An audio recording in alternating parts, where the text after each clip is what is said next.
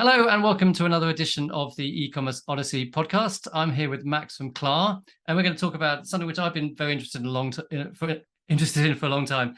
How do you create a single source of truth for your e-commerce business? How do you pull in all these different sources of data to create something that will help you run your business better?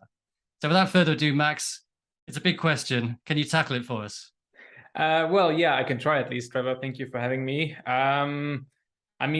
Kind of really depends on where we want to start, with this question, because it's obviously something that many brands really need. And the big problem is especially for medium-sized business, because small businesses, they're usually in a stage where, the data they need is mostly qualitative. So it's really about just understanding, talking to people if they're in the very early stages, trying to just iterate like on a qualitative level, where do I have to adjust the product and my product experience and everything. So you don't really need big data, you just need the quality data, and that's usually happening in conversations. And the data side, you mostly just need some basic dashboards to kind of understand, how's my base metrics going. Then you have the big companies, you have the resources to kind of build up their like fully fledged BI team, right? With like 5 or 10 people in them to like build everything up themselves. But that middle section is kind of like the big problem. They already have the needs to kind of be able to go deep into their data, but they don't really have the resources to build out a full team themselves, right? Okay, can we just start by defining what we mean by this question and what kind of things it would include? So what would you say is, and when we talk about a single source of data, tell me what kind of, perhaps the top Sure. few areas of data that we need to bring together and the problems that people have. So, I think for me, a single source of truth would mean combining 3 areas of the business, meaning the acquisition side, with the retention side, with the financial side. Obviously, it does not replace on the financial side the bookkeeping, because you still need your accounting and your bookkeeping for legal reasons, but it needs to be accurate enough, to be able to make decisions on a financial level through your data, right? Because I think that's kind of like the base components that it means for me. So that means you would need to obviously get all your revenue data in there from all the various sources you may or may not have. You need to get all your marketing and marketing cost data into there. And then as well as your product costs, your logistics costs, your transaction costs, right? And that's like the core foundation of data you need to get in there. And not only just get it in there, but also get it integrated, right? So that you can obviously map these things across on various levels to really understand how things work. Okay. So what would you, so let's take these things that, what kind of channels are people trying to integrate? So obviously, I think, for ecom, it's quite, Facebook and Google are the 2 big ones that kind of everybody seems to be using if they have their own shop. And from our customer base, the next one that we see is Klaviyo as an email tool that people integrate with. And then after that's like kind of TikTok coming up now.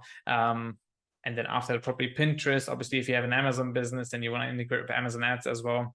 But like those are the core ones really that cover, I would say, probably, I would guess like 90 to 95% of the spend or the marketing spend that our customer base has. That is all like in this small to medium-sized ecom space. Okay. So what kind of dashboards do you think that people should have in order to understand their business? It kind of really starts, there's various things for these different parts of the business. I think something like if I could choose 2 things you need to have, every business should have, right? I think is the ability to have like a extremely well-structured P&L statement. So going from your gross merchandise value minus discounts and vouchers to your gross revenue, minus returns and taxes to your net revenue, and then minus your product costs and your logistics and transaction costs to your various contribution margins, so that you can really get like a good understanding of how your profitability and revenue lines are developing, and having the ability to slice and dice that across various parameters. So saying, hey, give me that P&L statement based on different countries, based on different products, based on different channels that I'm going after. So that's the one thing I would definitely, you should be having, because at the end of the day, really just it's about making money and really understanding where you make money and how profitable different areas of your business are really, really cool.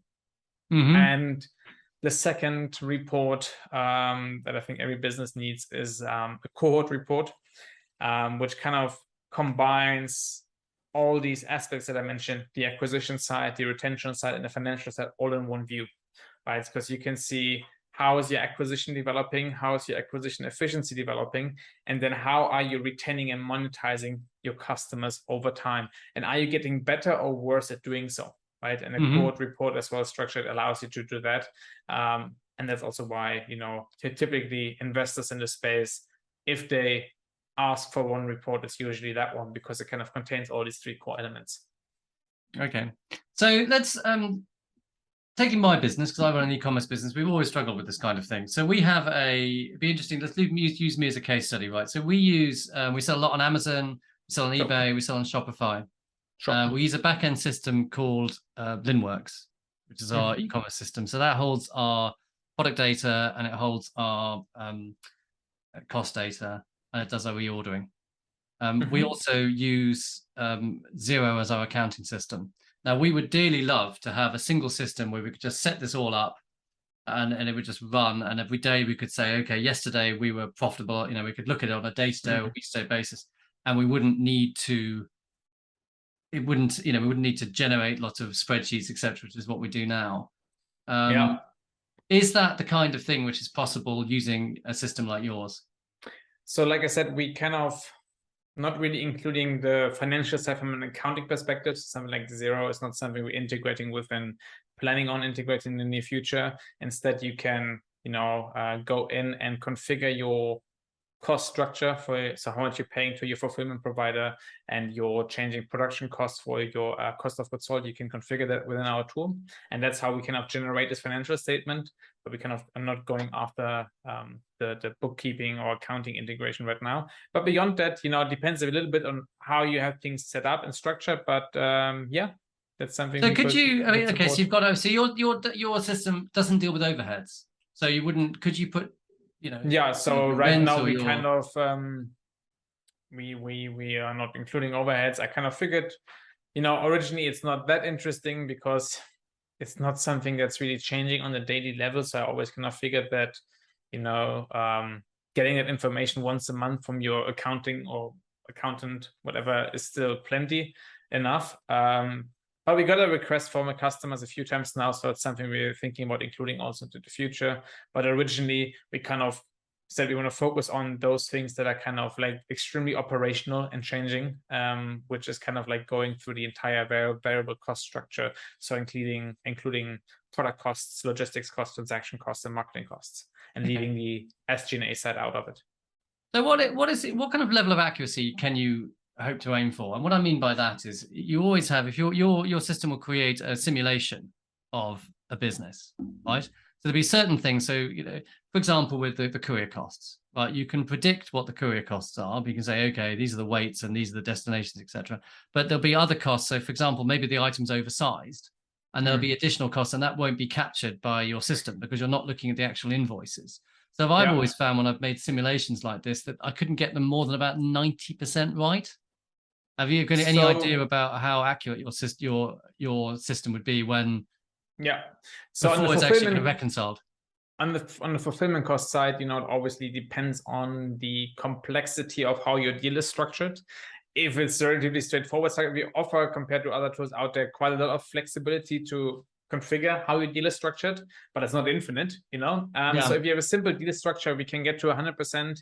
The more complicated it gets, obviously, the further we move away from that. We do, obviously always learning with our customers on what are other common structures of how these fulfillment providers price their services. And based on that, we make adjustments to like move as many of our customers to like 100% as possible. But realistically, like you said, there's always going to be some discrepancy for certain class of customers. And also said, we don't want to replace the accounting side right now with that, because you still need it anyway. We just want to get to a level where you are comfortable making all your operational decisions from that. Right? That for me kind of means you want to get to like 98 plus accuracy on the variable cost side. At that level, I personally would say, like, also with my background in e-commerce, I would have felt comfortable to make decisions based off that. If I maybe just get a few cents here, off and there, as soon as you start having like massive gaps in some areas, then you can't really rely on that stuff anymore, and then you have to somehow do it manually in a way. Okay, so do you take an order and then match the marketing costs against an order?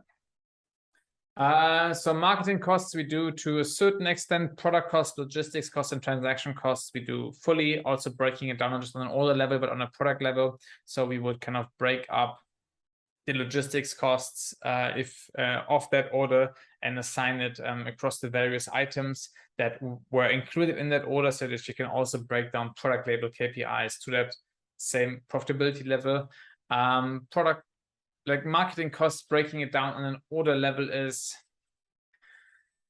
I mean, you can do it, but it's kind of really like a imperfect science. It's something that we want to do in the future, but it's quite tough to do. It's impossible to do right, and just to get it directionally correct is already quite difficult. So you don't, because attribution is pretty hard. Attribution is pretty hard, and even if you have attribution, like assigning it to a product level, and then how would you distribute those costs, not just on the product, but also to the items? Sorry, so not just on the order level, but to the items within that order. So it's a very multifaceted problem that's not very easy to solve. So we kind of like, and also it's not really a big question that we're getting from our customers, like assigning marketing costs on a per order level. So it's not something we're focusing on right now, but maybe something for the future. So is the real benefit to be have understanding your customers or understanding your profitability? Because it seems to me that the you're suggesting is the customer bit, which is either the profitability is difficult because of you've got these marketing costs and they're difficult to assign to orders. So I mean, this is just a few of the things that our product does. We obviously also help them understand what type of customers are most profitable for you, how certain influencer campaigns in terms of generating profitable customers for you, allowing you to really slice and dice your customer base to understand where your best customers are coming from, how are they behaving once they are customers, how frequently do they come back, what other products do they buy once they have bought for the first time, how long does it take them to do so. So those are all things we help our customers answer. And now moving more into the marketing side, also just pulling together all the data from the various sources into like one easy to understand dashboard, so that you can always understand, how are your core KPIs, like your acquisition costs, your return on ad spend across the board, developing as you adjust things over time, and a few more things that are coming out in the next weeks. Okay, so what's the benefit of so you've got your system which costs money, or a system like yours which costs money, and you've got Google Analytics and the analytics that come in the Klaviyo's of this world, which are free. What's the advantage? Is it tell me why it's worth paying for an extra system? I mean, it's it's so much. I mean, at my previous role, I was a CMO at a company called YFood, which is like one of the top D2C e-com companies here in Germany, doing over 100 million in revenue now. And I pretty much had two people just downloading data, updating spreadsheets. So that's already like a massive amount of time savings on the one hand, because everything is, once you set it up, which takes like 30 minutes, like it runs on autopilot and basically updated every single day. So the easy thing is that you answer, that you save lots of time that you can invest doing something else that actually more value generating. And the other thing is obviously also you are able to go a lot more in depth into your data. There were quite a few things when I was at YFood that I wanted to analyze, but I couldn't, because I was simply limited by the computing power of spreadsheets and the time it would have taken me to build these spreadsheets in a way that would have allowed me to analyze it. And with us, it's extremely powerful. You can go quite in depth into your data to see what's going on. Okay, so you talk about putting the fulfillment costs into the system and other variables. So how important is it to keep these things up to date? I mean, my experience, these things change all the time. Is it a bit of you still have to do that? There's no way of getting around that. Or what would you recommend around that? No, obviously, that's a data input. No matter what system you be using, that's a record you somehow have to maintain, no matter what you do. It is not something that's just flying into any system automatically just because you signed a purchase order somewhere. So that's something that you have to maintain. But the cool thing about our tool is that these things can always be time-based. So you can say, hey, this used to cost X, now it's costing Y, and in 2 months from now it's costing Z, right? So it's quite flexible in, using different costs for different points in time. Okay, so let's talk about, let's have some real life examples. So can you give me like, 2 good examples of how a company, you don't have to name the names you don't want to, have improved their business operations by using your tool, and what have they actually gained from it? Sure. So the one side was one of our customers that used our reporting to kind of really identify which of their influencers were actually driving profitable customers, right? So kind of saw, hey, based on the discount codes that people used in their first order, they matched that up to their influencer database to kind of see, okay, hey, all these influencers are actually looking relatively the same based on how much it costs us for them to bring in a new customer. But now looking at the long-time customer lifetime values that these people generate, there's actually massive differences, right? So it really makes sense to intensify and intensify our relationship with those that obviously bring in the best customers. So that's one easy example. Okay, can I ask you a question on that? So how did you calculate how did your system calculate the customer lifetime value? What did it pull the data in from Shopify and then look at other orders that had come from the same customers, or? Sure, and then breaking it down on a contribution margin too. So we calculate lifetime value based on contribution margin too. So net revenue minus product cost, logistics costs, and transaction costs. Okay. Right. And then we can obviously group them by the discount code of their first order, and that's then how we calculate the lifetime value of those various customers. Okay. That's one way. Another way is that we help the customer to quite a lot with their forecasting. So forecasting their business, especially once the COVID time and sort of went to an end, but kind of like the COVID e-com hype went to an end. It's really important to forecast how much business will you actually be generating next year, because obviously if you order too much, you have massive inventory, you're not getting the orders in, you're going to get into cash flow problems very quickly. And actually, once you have a really good cohort reporting, forecasting how much revenue you will be generating from your existing customer base is actually extremely easy. So we were able to take away quite a bit of the risk in their forecasting by being able to for like very high certainty predict how much revenue they'll be able to generate in the next year from their existing customer base. So they only had to forecast the new customer acquisition, which is still a challenge, but at least it was de-risked quite a bit already. So that's something we do, or we have done for our customers. We want me to go on? Or yeah, fine. If you've got some other ones, that's very interesting. So tell me about, if you had because let's talk about my business. So I have, we sell a lot. We sell about a third of it's on Amazon, a third on the website, and a kind of third on other. And we have difficulty understanding the profitability of our products across different channels. Is that that's a problem that we have?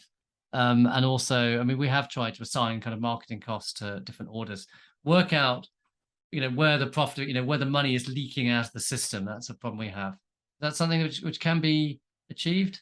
Where the money is leaking out of the system. Well, if you've got so for example, let's say you've got a price which is wrong in an order or in a product or something, or you've got you're spending too much marketing on a particular channel, and so you want to drill down on the channel and say, okay, this channel's not making as much money as it should, or this product's not making as much money as it should. So it depends if you define channel now as a marketing channel or as a sales channel. So is the channel now Shopify versus Amazon versus other, or is the channel well, like Shopify Facebook would be the website, and so Amazon would be a channel and Shopify would be a channel.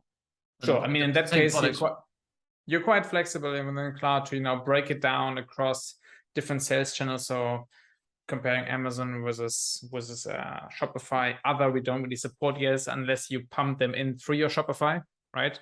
Where there are extensions that do that, and then we can identify it as like an eBay order, for example. We have a few of our customers who do that, and then we can work with that and also break it down as its own channel. And then you can compare profitability across those quite easily, and can see how profitable are you in what area. So that's something we can certainly do. Okay. So, what are the top 5 mistakes that you see people making when they're doing their reporting? I think it's actually mostly quite basic stuff. They that really enable your company or your organization to actually work with data. The big problem, and also one of the big things that we are working on, is that this is all rule when it comes to data, is like trash in, trash out, right? Yeah. So if you feed in dirty data, it's really difficult to generate accurate, easy to read data. And most ecom businesses have the tendency to not really care about how well they organize their naming, their product naming, their tracking naming parameters and everything like that. So just prioritizing that too late is a big issue. We have built various ways to try to clean that up as much as possible and generate as much insight as possible from the historic stuff, but there are limits to what you can do. So just, prioritizing accurate, good naming of stuff, I think, is something. Well, what do you important. think? What does a good name look like to you? What does a good SKU look like to you? Because it's something I've always struggled with. It really depends on the business. For some, most e-com businesses have quite lean catalogs, so for them it doesn't really matter so much. Otherwise, I'd probably be looking at having like a section there defining the type of product category. So it defines the category so that you can easily see what category it is, maybe what subcategory it is, depending on the size of your product catalog. And then beyond that, I think, it's kind of just probably like a random thing. Really depends on what the core organizational parameters of your catalog are, and those probably should reflect somehow in the SKU. But now it also means like changing the names of products over time, not naming your marketing campaigns accurately, so you don't really understand what type of campaign that was used to advertise. So those are all things that can kind of become generating insight from historic data, because you have this massive, potential value in there. But if you have things not named, it's quite difficult to generate the insights that might be hidden in it. So that's the one thing. The next thing is, purely just educational, really, on two levels. So the one thing is defining names for KPIs. So I used to be in meetings where like we talk about the number, like me and the retail head, and we were arguing about how much revenue was generated. And then after like 5 minutes of argumentation, we kind of realized that we used a different definition for the same number. And that can just lead to massive frustration. And it usually happens because different departments create their reporting themselves in silos. So I think just having very clear definitions for how certain numbers are defined is important, so that just everybody talks about the same and understands what you're talking about and has the same understanding of it. And then secondly is also about educating your employees, right? So usually there might be, on the founder level, there might be some level of data literacy in place, just because it's something they always kind of like maybe always had, or just had to always teach themselves. But then if we start hiring people, depending on how much experience they have, the data literacy is oftentimes quite low. And just really making sure that your people have the understanding to actually work with the data and how to read it. Because obviously everybody can read like, okay, revenue, budget was actual. When it comes to really drilling down and generating the insights from it, it's not always that straightforward, and it's quite nuanced, and you have to look at different levels to actually draw out the right conclusions from the data, right? So just really also educating your people there is another important thing. Third thing is then just as access needs to be accessible. Oftentimes, data is not made fully transparent and accessible only for a select group of people, and that might be reasonable in some cases.